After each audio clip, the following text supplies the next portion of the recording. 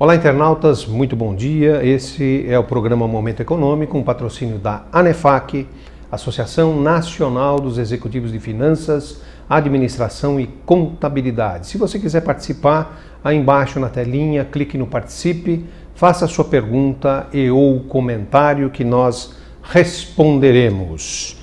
Hoje nós vamos falar um assunto bastante interessante também, que é o Private Equity no Brasil. Depois o Reinaldo, que é o nosso entrevistado, vai comentar com vocês, mas antes vamos para a agenda econômica desta semana, começando hoje, 13 de outubro de 2014.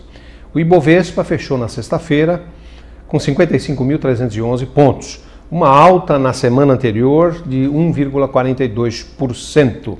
O dólar fechou na sexta-feira e já abriu hoje a 2,4236. Na semana passada, uma queda em relação à semana anterior de 1,55%. Também sairão essa semana os dados de vendas no varejo de setembro. Devem apontar, pelo menos o mercado está estimando, um crescimento baixo, mas um crescimento na ordem de 0,3%. Se esse número se confirmar, o acumulado de 12 meses ainda vai mostrar, com relação às vendas, uma anualização negativa. O mercado também projeta o crescimento de 0,4% do PIB no terceiro trimestre e esse também anualizado continua com um crescimento baixo do Brasil da ordem de 0,3%. Nos Estados Unidos, o destaque serão as vendas no varejo e a produção industrial de setembro, e também sairá o livro bege com várias informações da economia americana. Na zona do euro, saem dados da produção industrial e o índice de preços ao consumidor. E na China, serão divulgados dados do setor externo relativos ao mês de setembro. Pesquisa Focus acabou de sair e os dados não mudaram muito em relação à semana anterior. De qualquer forma, inflação 2014... Semana passada a previsão era 6,32% anualizada e agora 6,45%. Inflação 2015 mantém a mesma marca anterior de 6,30%. O PIB 2014, a previsão do mercado melhorou um pouquinho, era 0,24% semana passada, agora 0,28% de crescimento no ano 2014. 2015, mesma previsão de crescimento, 1%. Selic, tanto 2014 quanto 2015, não houve alteração em relação à pesquisa da semana passada, 11% fechando o Selic 2014 e 11,88% fechando 2015. Já a balança comercial melhorou um pouquinho para 2014, previsão agora 2 bilhões 440 milhões de dólares positivo. E balança comercial 2015, positivo, 7 bilhões 270 milhões de dólares. Investimentos para 2014, previsão de recebimento de investimentos estrangeiros, mantém a marca de 60 bilhões de dólares.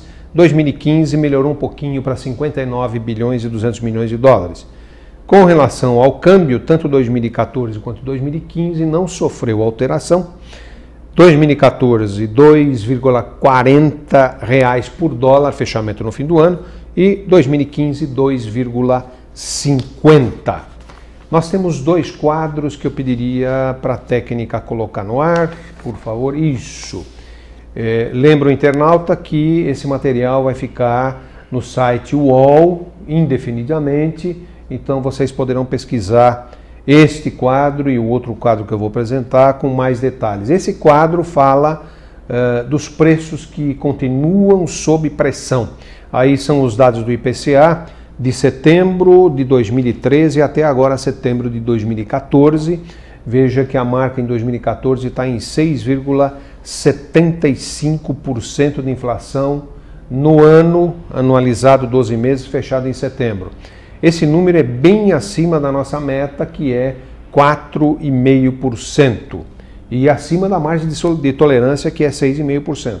As principais altas em setembro: carnes, passagens aéreas e refeição.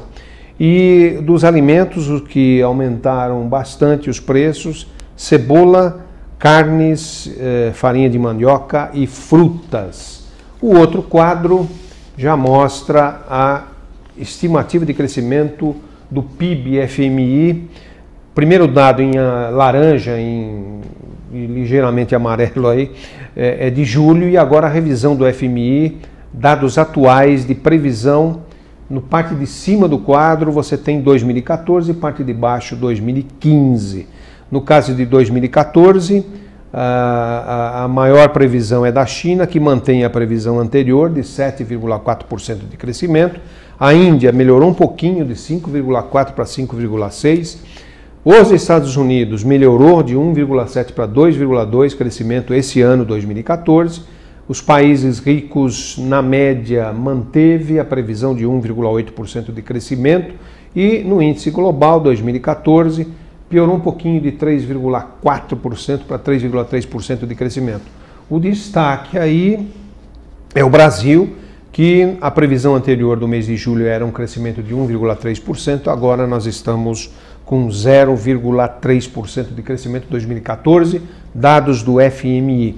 2015, no caso do Brasil também, a previsão do FMI era 2% de crescimento, esse número agora caiu para 1,4%. O chama a atenção desta semana, a fonte é Melhores e Maiores da Exame, uma pesquisa que foi feita com 176 dirigentes das maiores empresas do Brasil. Os principais indicadores ou resultado dessa pesquisa foram os seguintes. Segundo esses dirigentes, os principais problemas do Brasil, na visão deles, primeiro deles, carga tributária, 53% dos entrevistados acham que esse é o maior problema. Depois, inflação, 42%, atuação do governo, 39%, crescimento do PIB, 37%, infraestrutura, 30%. A expectativa com relação ao PIB em 2015 desses entrevistados, os 176 dirigentes aí, é da ordem de 2%. 60% dos entrevistados acreditam que em 2015 o crescimento será só 2%. Tendência dos investimentos das empresas para 2015, 39%, a maioria entende que o nível de investimento para 2015 será o mesmo de 2014 e cá entre nós o nível de investimento está baixo. Fica claro que o modelo se esgotou e precisamos de um novo modelo para melhorar o nosso desempenho, o nosso desenvolvimento, com mais parcerias público-privadas e com prêmio para o desempenho. Queridos internautas, hoje nós estamos no programa para falar de Private Equity no Brasil. O Private Equity é uma atividade de finanças realizada por instituições que investem essencialmente em empresas que ainda não são listadas em bolsa de valores, com o objetivo de alavancar seu desenvolvimento, e esses investimentos são realizados via fundos Private Equity. No Brasil, o cenário de Private Equity está mudando, pressões regulatórias, pedidos de transparência, mercados instáveis e maior concorrência. E para falar nisso, nós estamos conversando com Reinaldo Grasson de Oliveira, ele que é sócio da área Corporate Finance Advisory da Deloitte. Durante sua trajetória profissional, esteve envolvido em diversos processos de fusão, aquisição, venda, joint venture, captação de recursos, preparação para abertura de capital, estudos de viabilidade e avaliação econômico-financeira para clientes nacionais e também internacionais. É graduado em Administração de Empresas, com mestrado em Finanças pela FGV São Paulo e especialização, mestrado na York University do Canadá. Reinaldo, muito bom dia. Bom dia, Roberto. E esses números aí que eu estava falando assustam um pouco ou não? Eu acho que são números relativamente conhecidos, eu acho, pelo mercado e pelas empresas. De certa forma, é o que a gente chama de estão já precificados. E há uma grande expectativa agora em como 2015 vai começar, independentemente da agenda política aí. Eu acho que esse é a maior expectativa que a gente está observando, né? Tem muitos investimentos, muitas decisões de investimento que estão sendo represadas por força dessa expectativa, mas eu creio num 2015 melhor que em 2014, particularmente. Muito bom. Reinaldo, o tema Private Equity, palavra inglesa, O que significa o Private Equity em português? Na verdade, Private Equity é um termo que contempla investimentos feitos por fundos de investimentos de origem de capital nacional ou internacional, que visam ajudar as empresas, capitalizarem as empresas para investimentos, para aquisições, para desinvestimentos, ou seja, para contribuir para o crescimento das empresas, para os seus planos de expansão ou de aquisição. Eles muitas vezes podem entrar numa empresa através da aquisição de uma participação minoritária no capital, muitas vezes eles compram o controle, mais de 50% ou até 100% da empresa, e com isso ajudam os acionistas a viabilizar os seus planos, sejam eles de crescimentos, de aquisições ou mesmo de sucessão familiar, saída de sócios ou outra forma de estratégia empresarial que esteja sendo vislumbrada pela empresa. E tudo isso, Reinaldo, é comum na economia, perfeito? Sim. Isso acontece no Brasil e no mundo inteiro.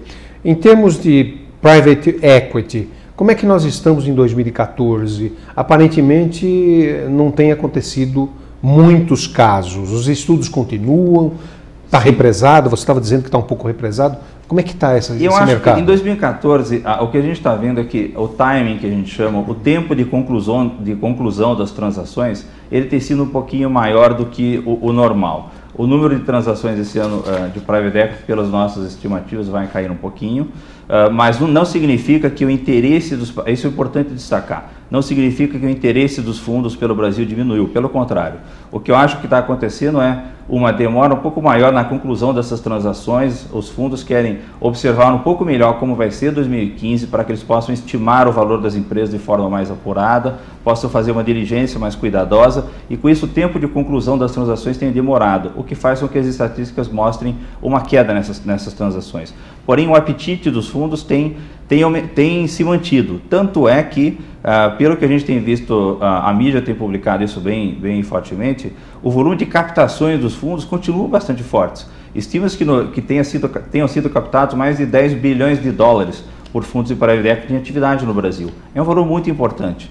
E esse capital tem sido destinado a vários setores da economia, principalmente aqueles setores que são ainda fragmentados, ainda ligados a varejo, consumo, mercado doméstico, saúde e educação, ou seja, ligados à renda, ligados ao mercado doméstico. Então isso a gente vê ainda com bastante atratividade.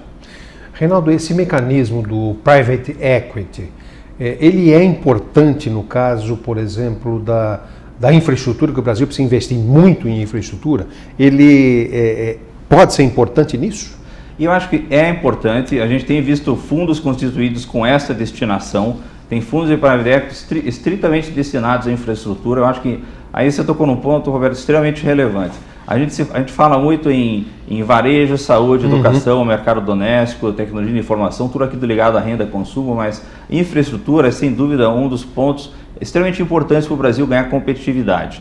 E os fundos de private equity podem ter um papel importante nesse aspecto, né? Então, junto com outras iniciativas como PPPs e outros investimentos patrocinados pelo BNDES e órgãos públicos, o private equity, assim como é lá no exterior, pode representar um papel importante e uma fonte adicional de recursos para esses investimentos se materializarem. O Brasil, na verdade, ele precisa de trilhões de dólares para tudo que ele tem que fazer na infraestrutura e em vários segmentos da economia. E realmente a gente não tem esse dinheiro, quer dizer, se não contarmos com esse recurso externo, a gente não vai conseguir aquilo que a gente precisa, que é desenvolver. É verdade isso? Sim. Na prática, inclusive em outros países do exterior, em outros países, mundo afora, o governo sempre, digamos, as próprias parcerias público-privadas são um exemplo disso. O governo sempre se une à iniciativa privada para ajudar a financiar os investimentos em infraestrutura, porque o governo tem outras obrigações sociais, tem outras demandas que são importantes. Perfeito. Então, é sempre saudável a gente recorrer a fundos de private equity, ou outros tipos de investimentos para ajudar o governo a financiar esse tipo de infraestrutura. E, de fato, o Brasil ainda tem uma série de desafios pela frente. A gente tem investimentos na área de portos, ferrovias, rodovias, aeroportos já foram iniciados, mas tem uma série de modais ainda que precisam ser reforçados no Brasil para que a gente ganhe competitividade e faça frente às oportunidades que a gente tem ainda aqui a explorar. Reinaldo, com relação à América Latina, o Brasil é a economia extremamente importante, a mais importante da América Latina, em termos de economia. No segmento de fundos para investimento, como é que nós estamos situados em relação à América Latina? O Brasil é o campeão? Eu acho que a gente leva uma vantagem. A gente leva uma vantagem pelo seguinte aspecto. O Brasil tem um parque industrial muito diversificado. A Bolsa de Valores aqui no Brasil é extremamente sofisticada e é bem tradicional. E os fundos de private equity já estão aqui no Brasil há muito tempo. A gente hoje tem os principais fundos de private equity do mundo, já estão instalados aqui no Brasil, já fizeram investimentos no Brasil, conhecem muito da realidade brasileira, dos nossos ciclos econômicos, então eles estão aqui há muito tempo, conhecem o Brasil. O parque industrial brasileiro é muito diversificado, que permite investimentos nos vários setores. Isso naturalmente traz para a gente não diria uma vantagem competitiva, mas uma atratividade para investimentos.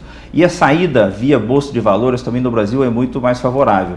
E a gente tem que lembrar que para o fundo de private equity é importante não só a entrada numa empresa inicialmente, mas também como ela sai daquele investimento. E ele sai do investimento vendendo a participação dele para um outro investidor estratégico, para uma outra empresa do mesmo setor, ou através de bolsa de valores, fazendo um IPO, uma abertura de capital.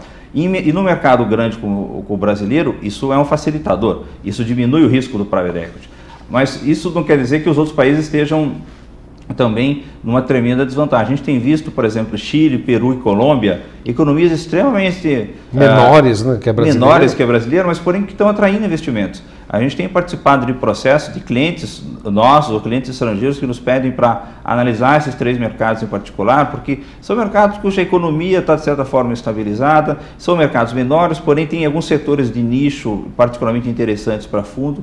Então, esses mercados têm atraído também investimento. Recentemente a Deloitte e a Associação Brasileira de Private Equity e Venture Capital, ABVCAP, realizou uma pesquisa de tendências globais em Venture Capital. Como foi realizada essa pesquisa e quais os resultados? Essa pesquisa foi realizada agora em maio, junho desse ano. É bem recente. É super recente. É a 10ª edição. Então já é interessante pela trajetória aí, já dá uma amostra bastante boa. E ela contempla a opinião de 331 fundos de investimento, dos quais 31 são aqui do Brasil, que é o dobro do ano passado. Ano passado tinham 15 brasileiros, agora tem 31, numa amostra de 331.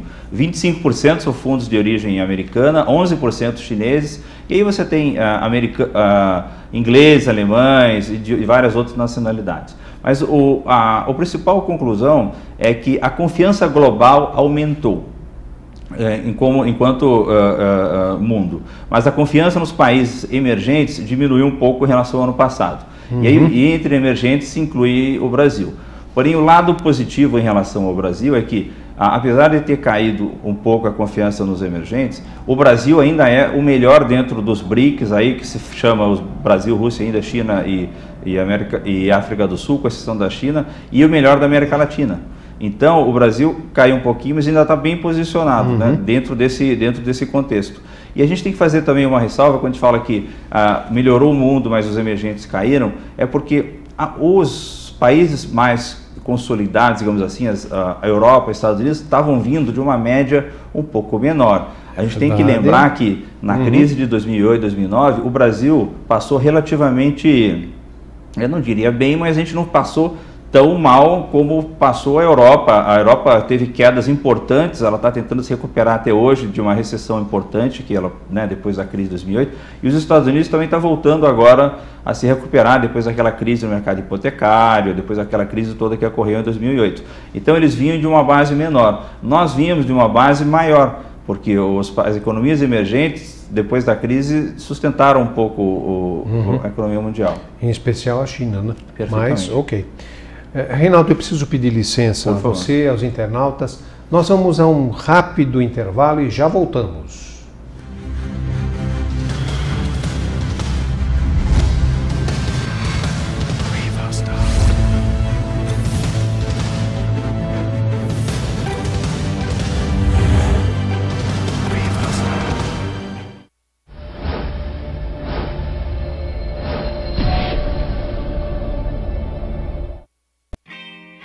Barão das Poltronas leva a você uma grande variedade em poltronas, com designs arrojados e personalizados.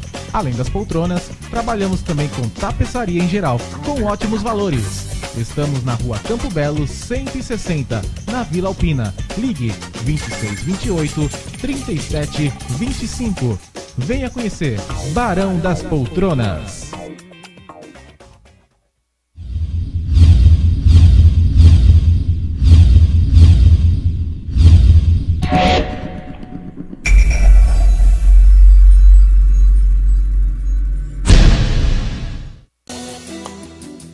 E aí, queria convidar você para assistir o programa Perdível, tá? Um programa que comenta notícias do dia a dia que seriam trágicas, se não fossem cômicas, né? Sextas-feiras, às 18 horas, aqui na TV Geração Z. Meu nome é Luiz Sander e você, web espectador. Seja bem-vindo.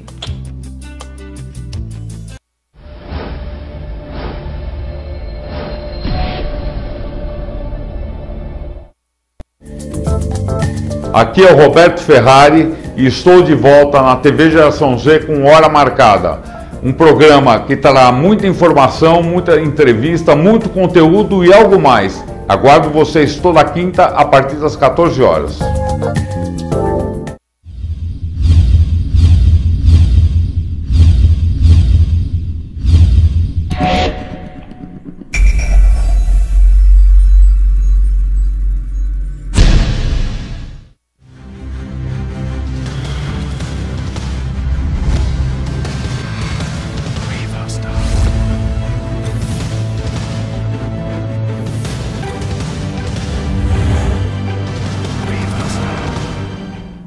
Olá, internautas, já estamos de volta. Hoje conversando com Reinaldo Grasson de Oliveira, ele que é especialista em Private Equity, mas também vai falar um pouquinho sobre IPO. Sua empresa está preparada para o IPO? Mas antes, tem algumas perguntas, Reinaldo, de internautas aqui, eu poderia fazê-las a você? A primeira é da Aline. O investidor de Private Equity e Venture Capital tem um horizonte de investimento de muito mais longo prazo?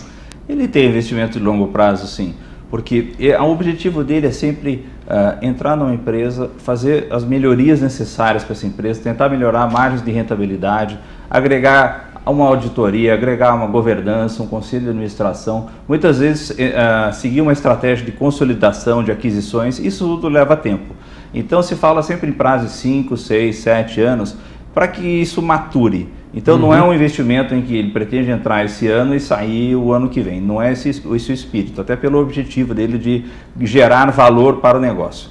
Para que ele tenha um retorno sobre o investimento que ele imagina e que a empresa esteja pronta lá na frente para ser vendida para um terceiro ou para fazer um próprio IPO, que são as duas estratégias normalmente adotadas por eles para ter a saída do investimento. E uma pergunta do Carlos. Na verdade você já comentou no primeiro bloco, mas se quiser complementar, claro.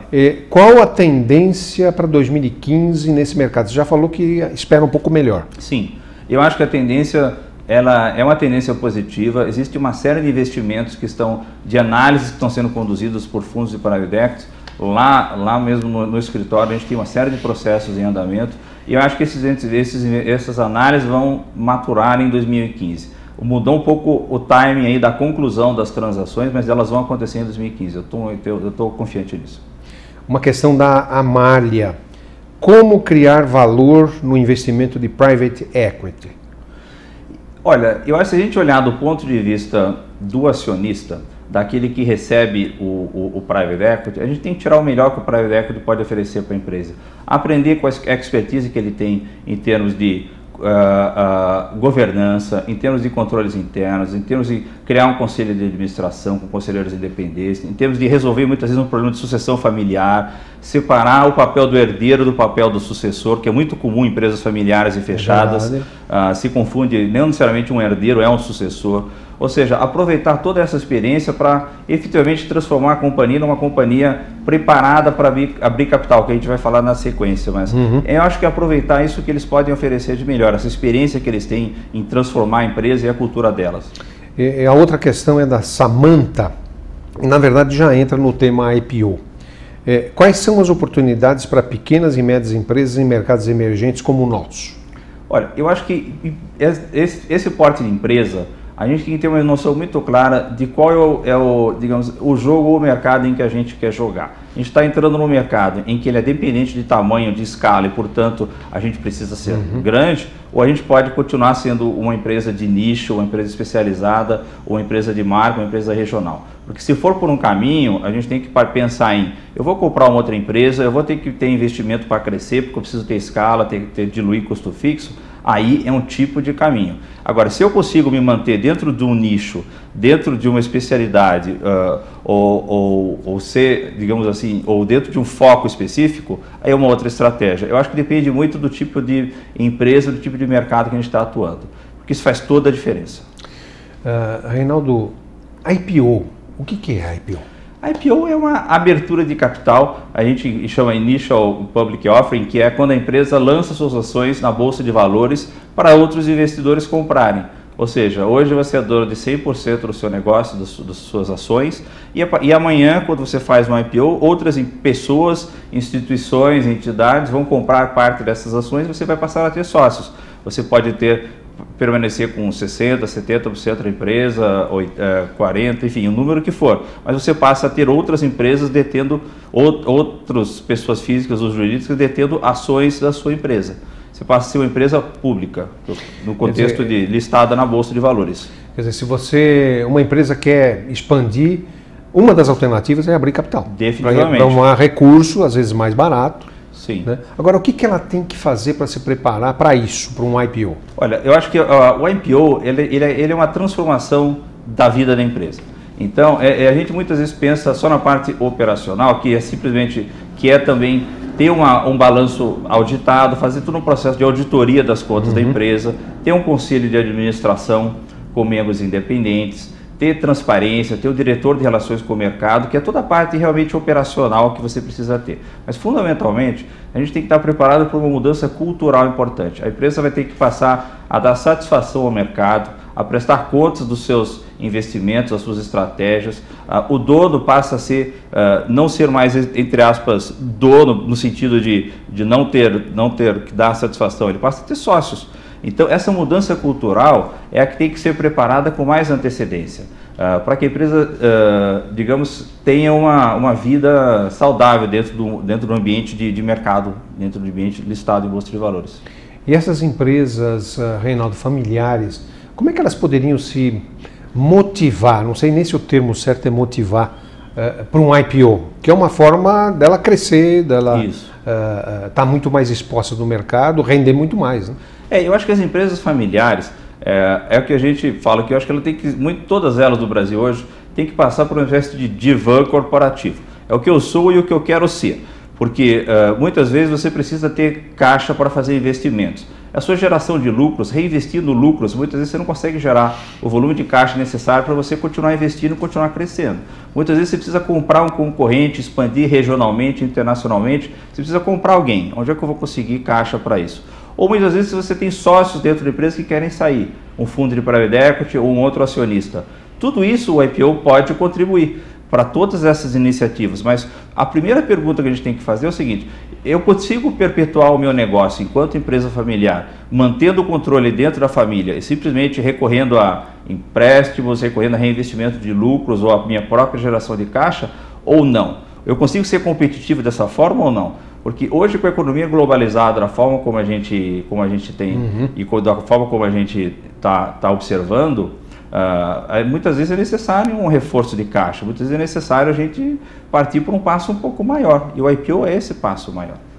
E como funciona, Reinaldo, esse estudo de viabilidade e avaliação econômico-financeira de uma empresa que você precisa fazer para depois fazer o IPO?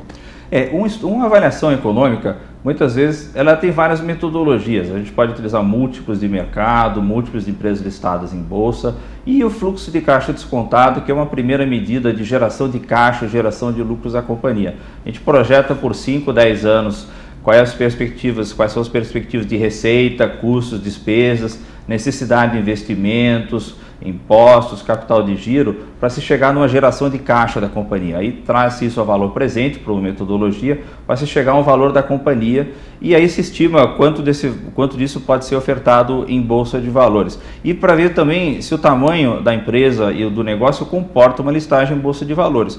Porque uma questão relevante é que a empresa tem que estar, o que a gente chama de uma tese de investimento, ela tem que estar dentro de um setor, dentro de um tamanho que atraia investidores a colocar capital naquela empresa, adquirir ações naquela empresa, porque quem compra ações de uma empresa pressupõe que aquela empresa vai gerar lucros, vai gerar resultados para pagar dividendos e que haja liquidez, haja movimento naquelas ações do mercado. E para isso essa empresa tem que ter um porte relevante, do contrário ela não tem movimentação em bolsa, você compra as ações e não tem como depois se desfazer delas.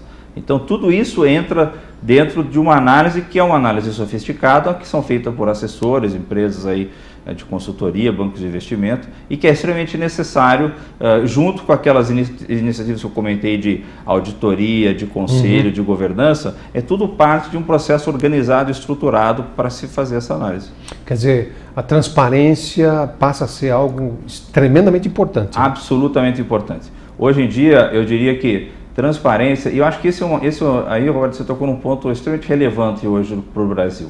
Eu acho que não só para as empresas que são listadas em bolsa, para aquelas empresas fechadas e familiares, essa cultura de transparência tem que estar cada vez mais presente entre os empresários, entre as famílias, entre os donos de empresas, porque quer queira ou quer não, mesmo que você não vá abrir capital ou fazer um IPO, para você receber um investimento de um private equity, o private equity vai exigir isso. Você receber qualquer tipo de investimento, hoje se exige uma auditoria, uma transparência, um conselho. Isso está na agenda do dia. Nós estávamos comentando no intervalo, né, que no Brasil, em 2007, há 7 anos atrás, um volume enorme de empresas que abriram capital. 2014, como é que está esse movimento? Parece que está meio parado. Está bem parado.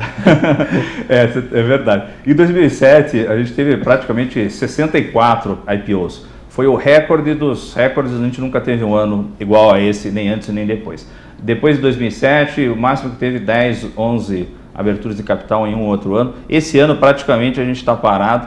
Tem a razão do momento econômico que o Brasil está vivendo. A gente tem hoje a eleição presidencial esse ano, é um fator importante, né? A gente tem o mercado internacional também que está se acomodando, a Europa e os Estados Unidos estão começando a se recuperar. A China diminuiu um pouquinho o crescimento, mas ainda está crescendo. E a gente tem que lembrar que uma boa parcela dos adquirentes de ações em IPO são investidores estrangeiros. Então, se o mercado internacional também não contribui, a janela de investimentos, que a gente chama, a janela de IPOs, também ela fica fechada. Porque os grandes adquirentes não são só brasileiros, pessoas físicas, são investidores institucionais, internacionais. Então, se eles não compram, ninguém vai fazer um IPO. Então, a gente tem que alinhar o momento brasileiro, mas com o momento internacional também. É por isso que em 2015 se fala que a janela de IPOs vai melhorar, porque a economia americana já está dando sinais de recuperação, a Europa, por mais que esteja crescendo pouco, também já está voltando a crescer, e espera-se que o Brasil esteja melhor em 2015 que 2014, essa é a tendência. Então, IPOs em 2015 tendem a se recuperar, mas para esse ano o cenário, como você falou, não é otimista. E tudo isso está ligado à questão da transparência, que você comentou muito bem, e da confiança, né? Sim. A questão de confiança, primeiro, você precisa ter transparência para confiarem, né? E a confiança acaba, muitas vezes, não tendo a confiança, não faz o investimento. Agora, o Brasil, não o Brasil, a empresa, como é que ela faz para identificar a melhor alternativa que ela tem? Ou é um private equity que ela vai dividir o seu sócio, né? Vai dividir a sociedade, ou abrir capital, que também é dividir a sociedade. Qual a alternativa? Ou financiar? Então, eu acho que a primeira análise é que tipo de investimento que a gente quer fazer. É um investimento de curto, médio ou longo prazo. A gente tem que sempre buscar casar a maturidade dos investimentos com a maturidade dos financiamentos. A pior coisa é tomar um financiamento de curto prazo para um investimento de longo prazo. Esse descasamento é uma coisa extremamente maléfica, isso pode levar a empresa a uma situação de insolvência. Então, identificar qual tipo de investimento a gente quer fazer e tentar casar as fontes de financiamento conforme o investimento. Investimentos de longo prazo têm que estar casados com financiamentos de longo prazo. E aí, se o investimento é capital intensivo e muito longo prazo, tem que ser por alguém que tenha essa vontade de esperar, digamos assim. E aí, para isso, a gente tem que recorrer a investimentos de longo prazo. Agora, se é de curto prazo, aí são linhas normais, são linhas de capital de giro, cédulas de crédito bancário, são muitas vezes um FDIC, uma securitização de recebíveis.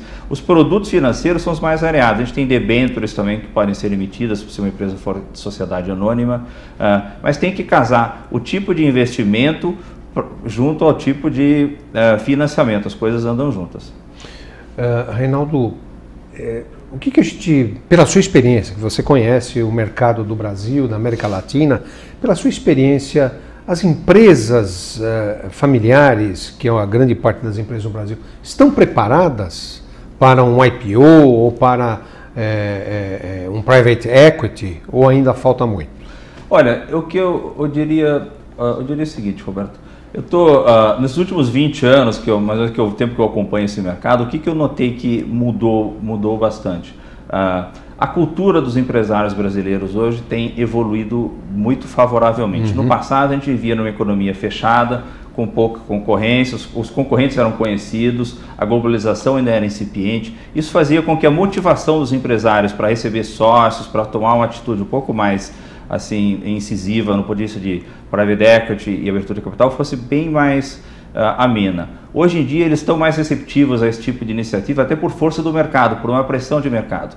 Agora, o que eu acho que ainda precisa mudar um pouco, e isso é o que é o grande desafio, é fazer um IPO ou receber um fundo de private equity. Você tem as etapas operacionais do processo se fazem. E essa é uma questão de colocar num cronograma adequado e estruturado, ter os assessores corretos e você faz.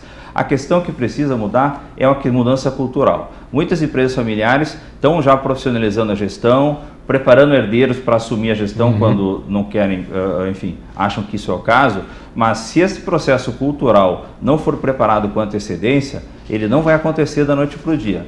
E aí o dono vai ter uma dificuldade muito importante de conviver com um sócio. Esse que eu acho o principal desafio. Mas eu acho que houve um progresso muito significativo nos últimos anos, sim. Muito bom. Reinaldo, chegamos no final. Então eu pediria a você, por favor, uma notícia, um comentário para o encerramento do programa, uma mensagem. Ok. Olha, eu sou de certa forma, hoje em dia até é interessante falar, mas eu sou um otimista em relação ao mercado. Um otimista contumaz. É porque a gente que passou, o Brasil, a gente já passou muitos ciclos econômicos, né, Roberto? Eu acho que nos últimos 15, 20 anos o Brasil experimentou várias moedas, vários ciclos econômicos, vários altos e baixos, e o país continua, e o Brasil tem uma tendência, a gente tem uns fundamentos muito importantes. Um país que é a 7ª economia do mundo, mais de 2 trilhões de dólares de PIB, 200 milhões de habitantes, uma classe C que está começando e está aumentando cada vez mais seu poder de consumo, poder de renda, ou seja, e setores de economia muito diversificados, tem muita oportunidade aqui nesse país. O que a gente precisa é fazer os investimentos corretos enfim, e dar sequência ao que... e deixar as empresas efetivamente em condições de aproveitar esse momento econômico. Reinaldo, muito obrigado, agradeço a você, agradeço a Deloitte, e a ANEFAC vai realizar uma palestra Transformação Digital, o impacto da internet nos negócios e na sociedade, no dia 28 de outubro. Mais informações no site da ANEFAC, www.anefac.com.br. Querido internauta, um grande abraço, até a próxima semana.